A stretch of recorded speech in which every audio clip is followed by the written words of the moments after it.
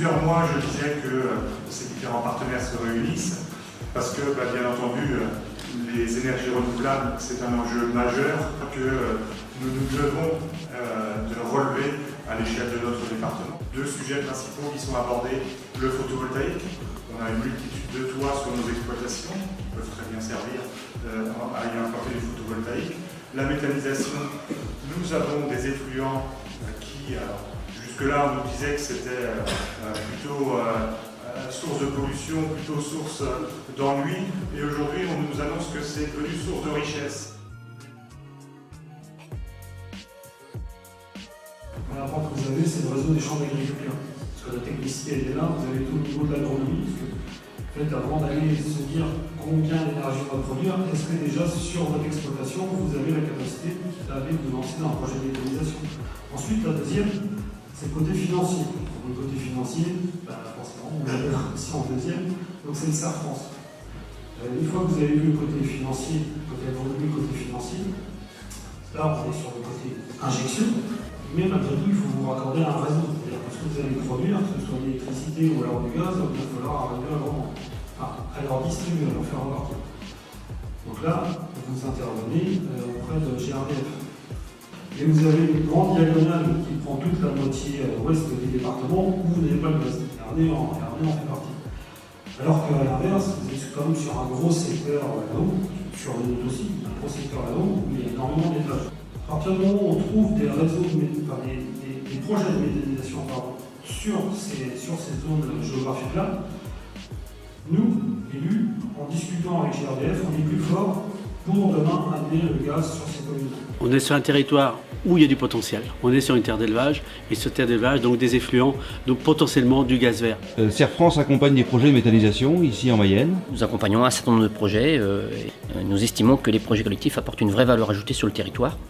Ils ont un certain nombre de bénéfices, dont permettre à des agriculteurs qui veulent peu investir financièrement ou qui veulent peu investir en matière de temps, quand même participer à des projets de méthanisation pour en avoir les retours, hein.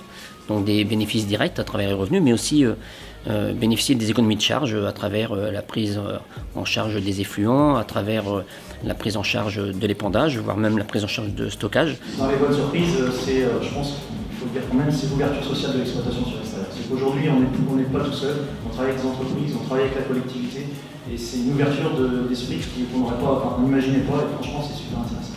Principe à respecter. Structurellement, il faut que le bâtiment puisse accueillir des panneaux. Il ne faut surtout pas engendrer de désagréments avec le rôle premier du bâtiment sur lequel on va s'appuyer. Les enjeux du photovoltaïque pour nos amis agriculteurs, ça peut être aujourd'hui considéré comme une aide réelle. Ça alourdit un investissement pour la création d'un bâtiment ou pour une rénovation de couverture. C'est plus lourd, l'enveloppe à financer est plus importante, mais face à cette enveloppe plus importante, il y a une recette qui apparaît. Et donc cette recette-là, généralement, entre ce qui est dû à l'investissement et ce qui rentre est supérieur.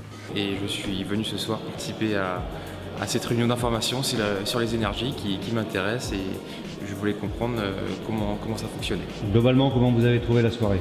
Alors j'ai trouvé la soirée intéressante avec l'approche à la fois théorique, en présentant les choses sur le fonctionnement des méthaniseurs, notamment des panneaux photovoltaïques, et j'ai apprécié aussi les témoignages qui ont apporté une vision concrète sur le terrain de ces mises en place.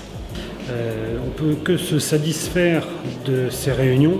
400 agriculteurs sont venus aux 4 réunions. Nous sommes dans la période de la transition énergétique. Donc dans une période de transition, nous allons devoir continuer à travailler. Ça, ce n'est qu'un début. La prochaine étape, ça va être vraiment de travailler sur des projets concrets. Moi, ce que je dis aux agriculteurs qui portent un projet de méthanisation, ne vous interdisez rien. Si vous avez la moindre question, comme je dis souvent, si vous avez un doute, c'est qu'il n'y a pas de doute, foncez. Si vous avez la moindre question, allez voir vos élus. Venez nous voir, nous, un territoire d'énergie. Allez voir la Chambre d'agriculture, le CERF France, GRDF.